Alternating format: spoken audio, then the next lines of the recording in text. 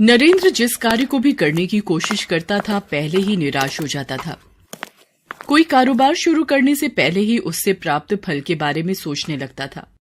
एक दिन, अरे नरेंद्र, रहने दे, ये पंसारी की दुकान खोल तो ली है, पहले खुद तो आटे दाल का भाव पता करना सीख ले। अगर ये दुकान न चली तो मेरे सारे लगे पैसे बर्बाद हो जाएंगे। नरेंद्र वहीं हिम्मत हार गया और कुछ दिनों बाद उसने वो काम बंद करके दूसरा काम शुरू कर दिया। अरे नरेंद्र भैया, दूध की डेयरी खोलकर तुमने गलत व्यापार चुन लिया। गांव में पहले ही बहुत पुराने भैंसों का दूध देने वाले काम खोलकर बैठे हैं। कह तो ये ठीक रहा है, मैंने जल्दबाजी में तो ये काम शुरू नहीं कर लिया। नरेंद्र कुछ ही दिनों में दूध बेचने के काम से ऊब गया। उसने वो काम भी बंद कर दिया। रत्ना, मैं क्या करूं? कोई काम करने लगता हूं तो घबरा जाता हूं। पता नहीं काम चलेगा या नहीं। मुझे समझ नहीं आ रहा, जीवन मेरे सामने ऐसी परिस्थितियां क्यों खड़ी कर रहा है। मुझे तो लगता है मेरे जैसे नाकामयाब व्यक्ति के जीवन का कोई मूल्य ही नहीं। अरे आप चिंता मत करो, सब ठीक हो जाएगा। भगवान पर विश्वास रखो, वो कोई रास्ता जरूर दिखाएंगे। रत्ना, मैं देखता हूं कोई और काम समझ आ जाए जो मैं कर पाऊं। नरेंद्र निराश मन लेकर गांव में निकल पड़ा। तभी उसकी नजर एक पेड़ के आसपास बैठे कुछ लोगों पर पड़ी। ये लोगों की भीड़ किस लिए लगी हुई है? भैया, ये भीड़ कैसी है? भैया, वो पेड़ के नीचे महात्मा बुद्ध संगत को उपदेश दे रहे हैं। अपने उपदेशों के द्वारा वो सभी लोगों के मन के उलझन भरे सवालों का उत्तर देते हैं। नरेंद्र भी लोगों के बीच बैठ जाता है। महात्मा बुद्ध के मुख पर अद्भुत तेज था। लोग उनकी शरण में अपनी समस्याओं का हल पूछने आए थे। नरेंद्र महात्मा बुद्ध से बोला, हे महात्मन, मेरा भी एक प्रश्न है जिसका उत्तर मुझे नहीं मिल रहा। मेरे मन की उलझन को भी दूर कीजिए प्रभु। वत्स, जीवन में कोई ऐसा प्रश्न नहीं जिसका प्रकृति के पास उत्तर न हो। इस सृष्टि पर यदि कोई प्रश्न है तो उत्तर भी है। पूछो वत्स, क्या पूछना है? प्रभु, आखिर इस जीवन का मूल्य क्या है? हम अपने जीवन के मूल्य को कैसे आंक सकते हैं? वत्स, मैं तुम्हारे प्रश्न का उत्तर दूंगा। पहले तुम इस पत्थर का मूल्य पता करके आओ, लेकिन ध्यान रहे इस पत्थर को बेचना नहीं। नरेंद्र उस पत्थर को लेकर बाजार जाता है। भैया, इस पत्थर का मूल्य क्या होगा? तरबूज वाला पत्थर को उलट पलट कर देखता रहा। मैं इस पत्थर के बदले तुम्हें 5 तरबूज दे सकता हूँ, बोलो दूं क्या?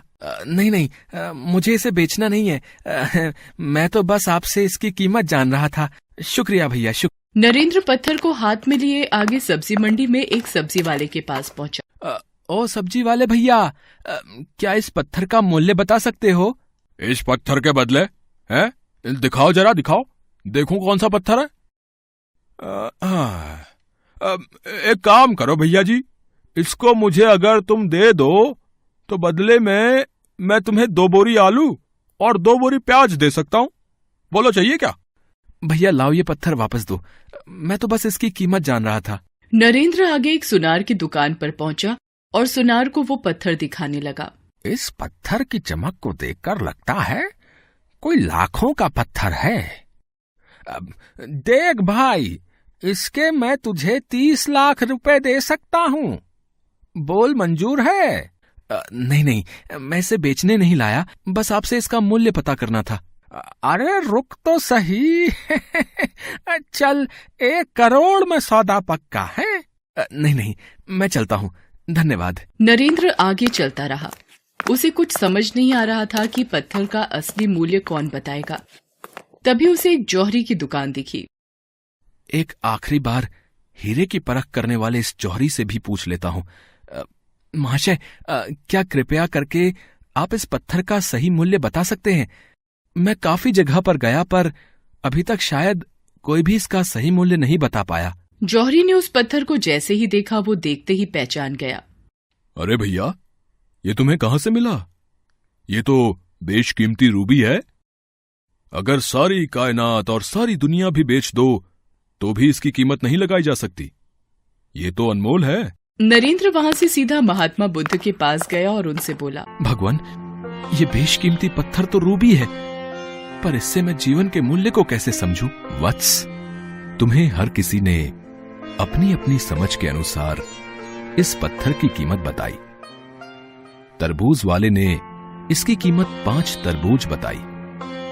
सब्जी वाले ने इसकी कीमत 2 बोरी आलू प्याज समझी और सुनार ने 1 करोड़ रुपए। जोहरी इसकी असली कीमत जानता था, उसने इसे पहचान लिया। इसी तरह जीवन का भी मूल्य है। हर व्यक्ति अपनी समझ और जानकारी के हिसाब से ही इस जीवन का मूल्य बताता है। सबसे पहले खुद को मूल्यवान समझो। तुम खुद एक हीरा हो।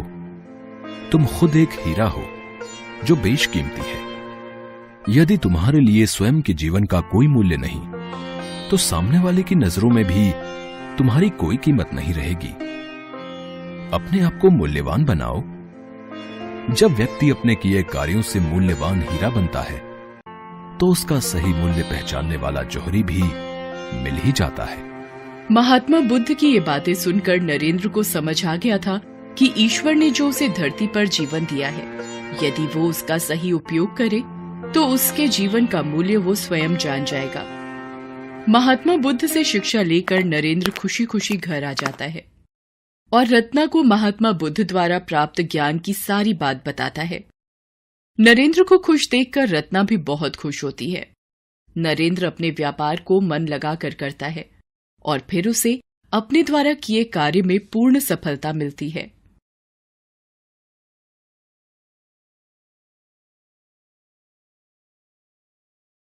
बहुत समय पहले की बात है।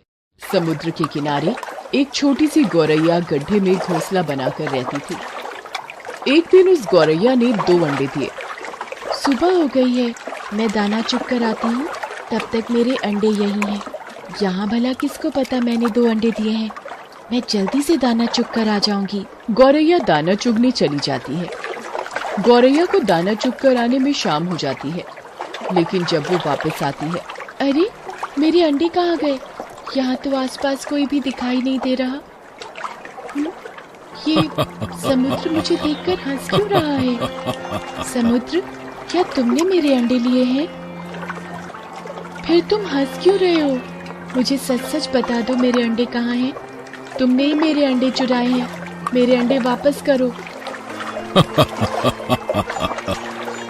नहीं, मैंने तुम्हारे अंडे नहीं लिए।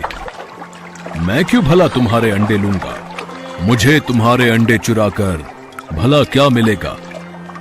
मुझे नहीं पता तुम्हारे अंडे कहाँ हैं। मुझे परेशान मत करो। ढूंढ सकती हो तो खुद ढूंढ लो अपने अंडे। समुद्र की बातें सुनकर गौरैया को गुस्सा आने लगा। वो समुद्र से बोली, अगर तुमने मेरे अंडे वापस नहीं किए तो मैं तुम्हें पूरा सुखा दूंगी। एक माँ की ताकत को शायद तुम नहीं जानते। माँ अपने बच्चों पर कोई आंच नहीं आने देती। तू सुखाएगी मुझे? तू पिद्दी सी गौरैया, चल ये कोशिश भी करके देख ले। गौरैया गुस्से में एकटक बहुत देर तक समुद्र को देखती रहती है। समुद्र की आती जाती लहरों के बीच भी वो टस से मस नहीं होती। अब देख समुद्र, मैं तेरा सारा पानी सुखा कर ही दम लूंगी। गौरैया गुस्से में अपनी छोटी सी चोंच में समुद्र का पानी भरती और किनारे पर उड़ेल देती। अरे गौरैया बहन, आज तुम दाना चुगने नहीं आई और तुम ये क्या कर रही हो? मैं समुद्र का पानी सुखाकर अपने अंडे समुद्र से वापस लूंगी। तुम जाओ, मुझे अपना काम करने दो। पर गौरैया बहन, ये कार्य असंभव है। इस तरह तुम समुद्र का पानी नहीं सुखा पाओगी। गौरैया ऐसे दृढ़ निश्चय के साथ अपने कार्य में लगी रही। जब वो थक जाती तब वो थोड़ी देर रुक जाती और फिर अपने काम में लग जाती। इस कार्य में गौरैया को 3-4 दिन हो चुके थे। इसी कारण भूखी प्यासी गौरैया की तबीयत खराब होने लगी।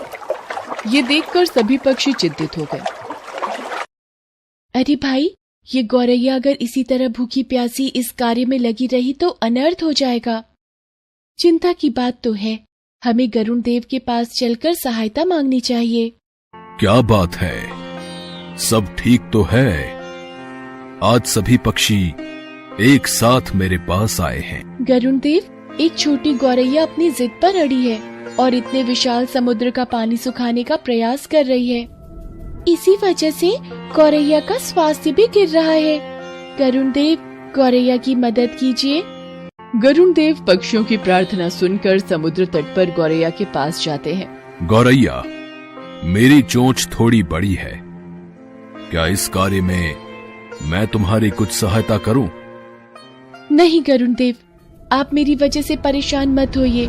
ये मेरी लड़ाई है, मैं इसे खुद लड़ूंगी। मुझे किसी की मदद नहीं चाहिए, मैं ये कार्य खुद कर लूंगी। बच्चों की वजह से ये चिड़िया गुस्से में किसी की नहीं सुनेगी। इस वक्त इसके लिए अंडों को ढूंढने से ज्यादा महत्वपूर्ण कोई कार्य नहीं। मुझे भगवान श्री हरि के पास जाना होगा और उनसे विनती करनी होगी। अब वही कुछ कर सकते हैं। पक्षियों के राजा गरुण देव भगवान विष्णु के पास गए और प्रार्थना की। हे नारायण, आपकी जय हो। आओ पक्षीराज गरुड़ देव, किस कारण से आना हुआ? हे प्रभु, आप सृष्टि के रचयिता हैं, अब आप ही कुछ चमत्कार कर सकते हैं। ये नन्ही गौरैया जिद में आकर समुद्र का पानी सुखाने की ठान बैठी है, जो कि संभव नहीं है। गरुड़ देव, ये गौरैया कितने विश्वास के साथ निरंतर अपना कार्य कर रही है। मैं इसकी दृढ़ता देखकर अति प्रसन्न हूं। हे समुद्र देव, आप पीछे हट जाइए और गौरैया को अपने अंडे लेने दीजिए।